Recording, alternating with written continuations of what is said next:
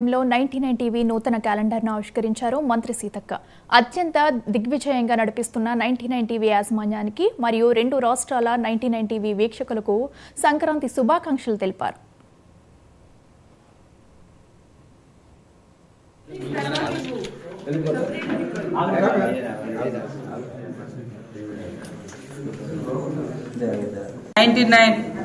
ఆత్మీయ ప్రేక్షకులకు వీక్షకులకు ప్రజలకు స్టాఫ్కు మరి అత్యంత దిగ్విజయంగా ఛానల్ నడుపుతున్నటువంటి 99 టీవీ యాజమాన్యానికి సంక్రాంతి శుభాకాంక్షలను తెలియజేస్తా ఉన్నాను.